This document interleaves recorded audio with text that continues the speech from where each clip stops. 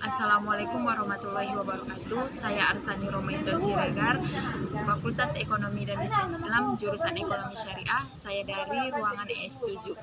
Di sini saya akan memaparkan materi saya yang berjudul Sumber Daya Alam dalam Pembangunan Berkelanjutan Perspektif Islam. Nah, jadi sumber daya alam dimanfaatkan untuk sebesar-besarnya kemakmuran rakyat dengan tetap memperhatikan kelestarian fungsi lingkungan hidupnya. Sumber daya alam memiliki peranan ganda, yaitu sebagai modal pertumbuhan ekonomi dan menopang sistem kehidupan. Atas dasar fungsi ganda tersebut, sumber daya alam senantiasa harus dikelola secara seimbang untuk menjamin berkelanjutan pembangunan nasional. Berbagai permasalahan muncul dan memicu terjadinya kerusakan sumber daya alam dan lingkungan sehingga dikhawatirkan berdampak besar bagi kehidupan makhluk hidup di bumi, terutama manusia yang populasinya semakin besar. Problem lingkungan yang saat ini terjadi tidak terlepas dari perilaku manusia yang secara sadar maupun tidak sadar telah merubah ekosistem bumi menjadi terancam keseimbangannya. Manusia sebagai salah satu bagian dalam sistem kehidupan terlalu berlebihan dalam memanipulasi alam demi peningkatan kesejahteraan tanpa berpikir terhadap dampak negatif pada kelangsungan hidup itu sendiri. Indonesia, salah satu negara yang sedang berkembang, merupakan negara yang dianugerahi oleh Allah Subhanahu wa taala sumber daya alam yang melimpah harusnya bisa mengelola baik. Namun, sayangnya sampai saat ini persoalan terkait dengan pembangunan dan lingkungan hidup masih menjadi pekerjaan rumah yang belum tertuntaskan. Oleh karenanya, dalam video kali ini saya akan membahas bagaimana sumber daya alam dalam perspektif Islam. Nah, pasti dalam pikiran teman-teman, apa sih sumber daya alam itu? Jadi, sumber daya alam itu adalah komponen dari ekosistem yang menyediakan barang dan jasa yang bermanfaat bagi kebutuhan manusia.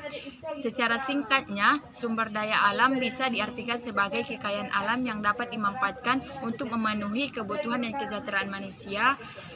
Sumber daya alam akan berkembang dan akan terus dibutuhkan seiring berkembangnya teknologi. Undang-Undang Nomor 32 Tahun 2009 tentang Perlindungan dan Pengelolaan Lingkungan Hidup Bab 2 Pasal 3 Poin E berbunyi, penyampaian keselarasan dan keseimbangan lingkungan hidup.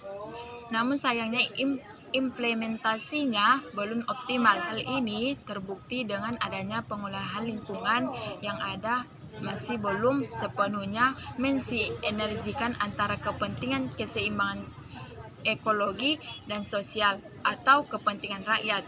Pengolahan yang masih didominasi oleh aspek ekonominya, hal ini terbukti dengan berbagai eksploitasi sumber daya alam yang justru meningkatkan masyarakat sekitar karena terjadi kerusakan lingkungan seperti banjir dan tanah longsor. Yang kedua, pembahasannya tentang macam-macam sumber daya alam. Nah, jadi sumber daya alam dapat dikelompokkan menjadi dua. Berikut ini akan saya sajikan beberapa pengolahan sumber daya alam berdasarkan pada sifat, potensi, dan jenisnya. Nah, berdasarkan sifat dibagi menjadi tiga. Yang pertama itu sumber daya alam yang dapat diperbaharui karena melakukan reproduksi dan memiliki daya generasi atau pulih kembali, misalnya hewan, tumbuhan, mikroba, air, dan tanah. Yang kedua itu sumber daya alam yang tidak dapat diperbaharui, dianggap memiliki cadangan yang terbatas sehingga eksploitasi terhadap sumber daya alam tersebut akan menghasilkan cadangan sumber daya, misalnya minyak bumi, gas bumi, batu bara, dan bahan tambang. Yang ketiga itu sumber daya yang tidak habis merupakan sumber daya alam berupa udara, matahari, energi pasang surut, energi laut dan air, siklus hidrologi.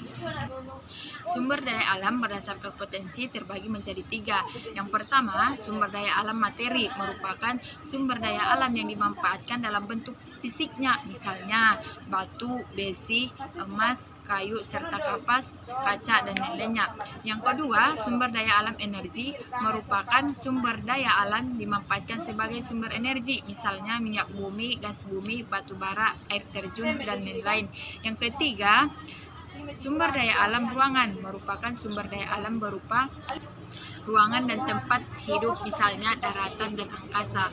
Yang ketiga, berdasarkan sumber daya alam berdasarkan jenisnya dibagi menjadi dua, yaitu non-hayati atau aprotik, disebut juga sebagai sumber daya alam fisik. Yang kedua, hayati, biotik, disebut juga sebagai sumber daya alam berupa makhluk hidup seperti hewan dan tumbuhan dan lain-lainnya. Pembahasan yang ketiga yaitu sumber daya alam di Indonesia. Teori-teori yang digunakan sebagai latar pengetahuan dan memahami kondisi empirik kompleks sumber daya alam dan lingkungan di Indonesia. Yang pertama, teori ketamakan, di mana teori ketamakan ini dimaksud juga dengan kerusakan atau ketamakan merupakan salah satu sifat buruk manusia yang sengaja atau tidak dapat muncul dalam perilaku hubungan manusia dengan alam maupun manusia dengan manusia lainnya. Konflik lingkungan yang timbul dari penguasaan sumber daya alam lebih dipicu oleh nafsu tamak dan rakus yang berakibat pada diskriminasi, ketidakadilan dan marginalisasi kepentingan masyarakat lain. Yang kedua, teori NIMBY, di mana NIMBY itu not in my backyard. Konflik lingkungan yang bersumber pemindahan masalah ke tempat lain. Berkaitan dengan pola ini munculnya NIMBY yang merupakan gejala munculnya sikap individualistis bahwa masyarakat tidak mau menanggung masalah di sekitarnya akibat pencemaran lingkungan. Yang ketiga itu memancing di air keruh. Berbagai konflik yang muncul dapat menjadi ajang memperoleh keuntungan bagi segelintir atau kelompok orang di atas penderitaan orang lain. 4. Teori kemerosotan dan kelangkaan, di mana kelangkaan berarti kesengajaan yang tidak dapat lagi ditoleransi atau diterima antara apa yang diinginkan dan apa yang dapat diraih. Kelangkaan ini dalam kurun waktu tertentu menyebabkan orang atau kelompok mengalami kesulitan dan frustasi sehingga dapat memicu tindakan yang dapat merugikan orang lain atau melanggar hak orang lain. Baik, selanjutnya yaitu pembahasan keempat, yaitu kerusakan sumber daya alam dalam perspektif Islam. Sejak mengenal peradaban di ribuan tahun yang lalu, manusia selalu berusaha meningkatkan kualitas hidupnya dengan tujuan untuk mendapatkan kenyamanan dan kenikmatan hidup baik untuk diri sendiri maupun anak cucunya. Kerusakan sumber daya alam berdasarkan sebab dikategorikan menjadi dua. Yang pertama itu kerusakan sumber daya alam natu organik, di mana kerusakan sumber daya alam natu organik adalah kerusakan yang disebabkan oleh alam itu sendiri dengan kehendak Tuhan. Contohnya tsunami, gunung meletus, kebakaran. Yang kedua yaitu kerusakan sumber daya alam antropologik, di mana kerusakan sumber daya alam antropologik ini yaitu kerusakan alam yang disebabkan oleh perbuatan manusia. Contohnya kebakaran hutan yang sengaja dilakukan oleh oknum-oknum tertentu. Selanjutnya pembahasan kelima tentang pembangunan berkelanjutan dalam keseimbangan sumber daya alam. Pembangunan berkelanjutan bertujuan untuk meningkatkan kesejahteraan dan aspirasi manusia. Pembangunan yang berkelanjutan pada hakikatnya ditujukan untuk mencari pemerataan pembangunan antara generasi pada masa kini maupun masa yang akan mendatang.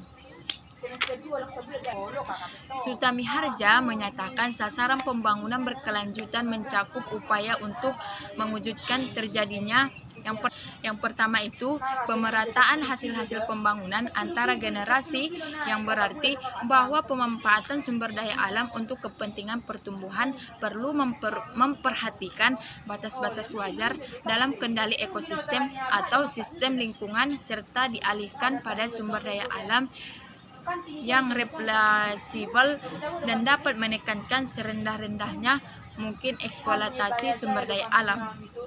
Yang kedua yaitu safeguarding atau pengamanan terhadap kelestarian sumber daya alam dan lingkungan hidup yang ada dan pencegahan terjadinya gangguan ekosistem dalam rangka menjamin kualitas kehidupan yang tetap baik generasi yang akan mendatang.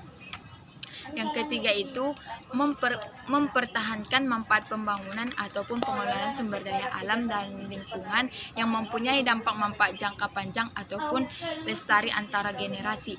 Yang keempat, menjaga mutu ataupun kualitas kehidupan manusia agar generasi sesuai dengan habitatnya. Baiklah, selanjutnya pembahasan yang keenam itu tentang peranan sumber daya alam. Peranan sumber daya alam selanjutnya peranan relatif sumber daya alam dalam perkembangan ekonomi cenderung untuk turun bila perekonomian itu semakin berkembang.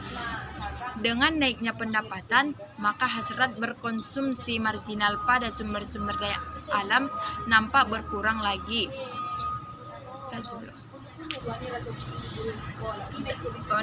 Nampak berkurang lagi input alat-alat produksi persatuan output untuk sumber-sumber daya alam akan menurun atau setidak-tidaknya tepat. Peranan yang penting dari sumber daya alam terutama berhubungan dengan income elasticity of demand yang relatif rendah terhadap hasil-hasil pertanian. Demikian juga perubahan dalam fungsi produksi yang disebabkan oleh kemajuan teknik bibitnya, baik penggunaan pupuk dan jasa, adanya pengolahan tanah yang lebih efisien. Selanjutnya, materi ketujuh yaitu membahas tentang pandangan Islam terhadap sumber daya alam dan bisnis. Yang pertama itu saya akan membahas tentang fungsi sumber daya alam pertumbuhan bisnis. Potensi sumber daya alam ditegaskan dalam beberapa firman Allah Subhanahu wa taala, di antaranya adalah sebagaimana yang dijelaskan dalam surah Nuh ayat 10 sampai 12 yang artinya, aku katakan kepada mereka, mohon ampunlah kepada Tuhan, sesungguhnya Dia Maha Pengampun, niscaya Dia akan mengirimkan hujan kepadamu dengan lebat dan membanyakkan harta untukmu kebun-kebun dan mengadakan pula di dalamnya untukmu sungai-sungai. Dalam analisis ekonomi bisnis, para ekonomi masih banyak memusatkan perhatiannya hubungan antara produksi atau output dengan faktor produksi, kapital, dan tenaga kerja. Tetapi akhir-akhir ini merasa perlu melihat peranan sumber daya alam yang